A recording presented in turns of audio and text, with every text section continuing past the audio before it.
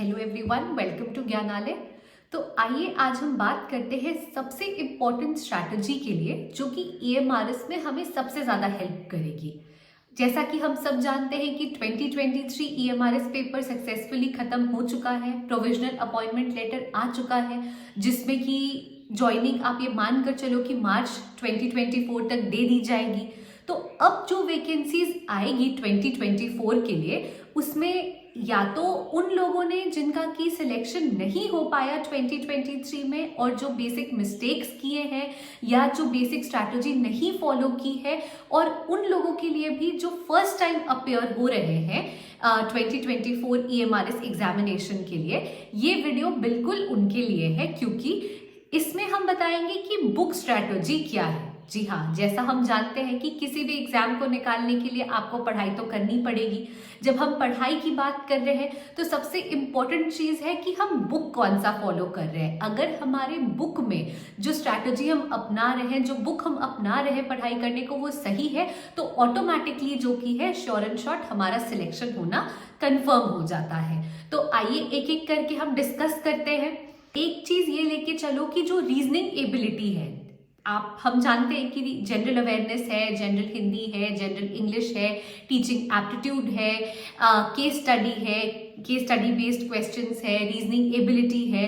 तो अगर आप बस रीजनिंग एबिलिटी को हटा दो, जो 20 नंबर का पूछा जाएगा, बाकी सारे ही, चाहे फिर वो नॉलेज ऑफ आईसीटी हो जो कि कंप्यूटर साइंस है, या फिर जनरल अवेयरनेस हो, जनरल हिंदी है, जनरल इंग्लिश है ना, या फिर केस स्टडी बेस्ड क्वेश्चंस है, टीचिंग एप्टीट्यूड है, ये सब कुछ 10-10 नंबर का पूछा जा रहा है। और वही रीजनिंग एबिलिटी जो कि है 20 नंबर का पूछा जा रहा है। तो आइए इस वीडियो में एक एक करके मैं आपको बताती हूँ।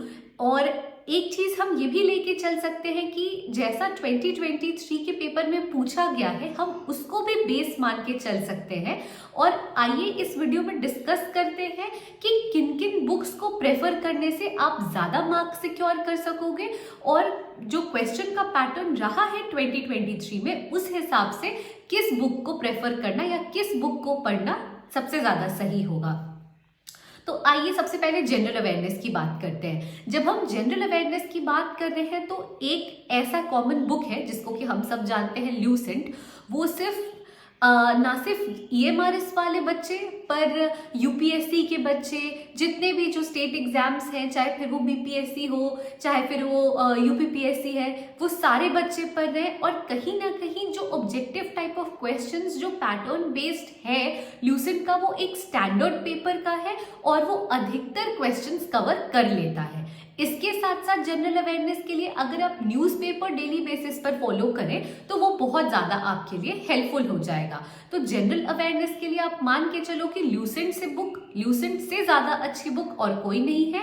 और प्लस डेली न्यूज़पेपर आप अपने एक रूटीन में शामिल कर लो कि हाँ भाई, मुझे पढ़ना ही पढ़ना है। अब अगर हम बात करते हैं रीजनिंग एबिलिटी के बारे में, देखो रीजनिंग एबिलिटी के लिए तो मेरा ये मानना है कि जो एनसीईआरटी की बुक है, क्लास 10 तक की मैथ्स की जो एनसीईआरटी की बुक है, अगर आप वो ले लो या कोई भी आप बुक फॉलो कर रहे हो जो कि एनसीईआरटी बेस्ड है, तो आई थिंक कि वो सबसे अच्छा ऑप्शन है, सबसे अच्छी स्ट्रैटेजी है आपकी मार्क्स सिक्योर करने की। क्योंकि जब हम रीजनिंग एबिलिटी पे फोकस कर रहे हैं, एक तो ये 20 नंबर का है, यहाँ पे मार्क्स सिक्योर करना आपके लिए बहुत जरूरी है। दूसरी चीज है कि रीजनिंग एबिलिटी जो बेसिक लेवल से होता है वही पूछते हैं और उसी को वो स्टैंडर्ड पेपर सेट करते हैं। अगर आप 2023 का भी पेपर देखो तो आपको समझ में आएगा कि एनसीईआरटी या एनसीईआरटी बेस्ड जो बुक्स है वो ज्यादा टच किया गया है। तो अगर आप 10th तक की मैथ्स की एनसीईआरटी बुक लेकर चलो तो रीजनिंग एबिलिटी आप मानकर चलो कि आपका अधिकतर या पूरी तरह से कवर हो जाएगा। अगर हम बात करते हैं knowledge of ICT, computer science, अब आप ये देखो कि बेसिक क्वेश्चंस पूछा गया है कि रैम क्या है, रोम क्या है, आउटपुट डिवाइस क्या है ना। तो ये आप समझो कि एनसीईआरटी जब शुरू होता है कंप्यूटर साइंस, किसी भी स्कूल में पढ़ाई शुरू होती है कंप्यूटर साइंस की, तो सबसे पहले एक्सप्लेन किया जाता है कि कंप्यूटर एंड कंप्यूटर से रिलेटेड जो भी पार्ट्स है, डिवाइस है, किसका क्या यूज है, वो सब बताया जाता है। तो इसके लिए आप रिलेट कर सकते हो कि 6th और 7th स्टैंडर्ड की जो बुक है एनसीईआरटी की, उससे अच्छा सोर्स कोई नहीं है, क्योंकि उसमें उन्होंने पार्ट बाय पार्ट सब कुछ एक्सप्लेन कर रखा है और बिल्कुल वैसा ही क्वेश्चन उठाकर EMRS के पेपर में भी पूछा गया है। तो 2024 में जो लोग फर्स्ट टाइम अपियर हो रहे हैं या जिन लोगों ने कुछ मार्क्स से जिनका रह गया 2023 का पेपर क्वालिफाई करना, वो ये मानकर चले कि 6th और 7th की जो बुक है NCERT की, वो कंप्यूटर साइंस की ICT पेपर के लिए सबसे परफेक्ट है और वही स्टैंडर्ड बुक आप मान के चल सकते हो, उसी से आप अपना प्रिपरेशन कर सकते हो। जब हम टीचिंग एप्टीट्यूड की बात कर रहे हैं, देखो टीचिंग एप्टीट्यूड तो जनरल एक ये है, वो आप गूगल से सर्च कर करके पढ़ सकते हो। बहुत लोग तो गूगल का पैटर्न फॉलो कर रहे हैं, 2023 में भी बहुत लोगों ने ऐसे किया है। अब देखो टेट हो या सीटेट हो, एक आप ये मान के चलो कि दिशा पब्लिकेशन की जो बुक है उसमें ऑलमोस्ट टीचिंग एप्टीट्यूड से रिलेटेड सब कुछ कवर कर दिया गया है, चाहे फिर वो टेट से रिलेटेड है या सीटेट से रिलेटेड है, दिशा पब्लिकेशन ने सब कुछ टच कर दिया है।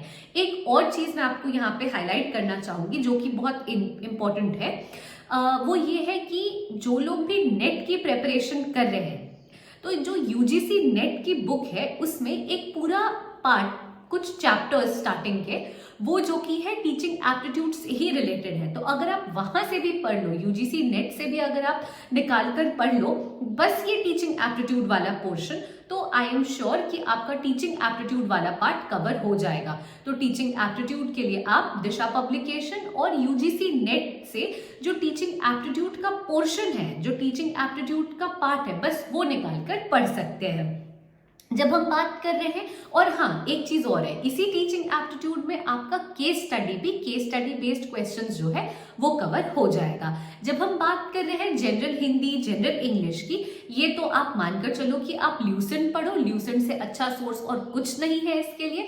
अगर आप ल्यूसेंट पढ़ लोगे तो आपका मेजर पोर्शन जो है वो कवर हो जाएगा। अगर 10-10 नंबर का ये पूछ रहे हैं, उसमें से 5-5 नंबर पे आपने सिक्योर कर लिया, 6-6 नंबर पे आपने सिक्योर कर लिया, तो आपका समझो कि मेजर पार्ट कवर हो गया। मेजर नंबर का ये था पार्ट है, वो आपने कवर कर लिया है, जिसके लिए ल्यूसेंट से अच्छा और सोर्स कोई नहीं है। तो मैं फिर से एक बार बता दूं आपको कि जनरल अवेयरनेस के लिए आप ल्यूसेंट फॉलो करो, रीजनिंग एबिलिटी के लिए आप 10th तक का जो मैथ्स का NCERT का बुक है या फिर NCERT बेस्ड जो बुक है आप वो फॉलो करो, क्योंकि रीजनिंग एबिलिटी एकमात्र है जो 20 मार्क्स का है, बाकी सब 10 मार्क्स के हैं। वैसे ही जब हम कंप्यूटर साइंस की बात कर रहे हैं, नॉलेज ऑफ ICT की, आप 6th और 7th की कंप्यूटर साइंस की जो बुक है NCERT की, आप वो फॉलो करो।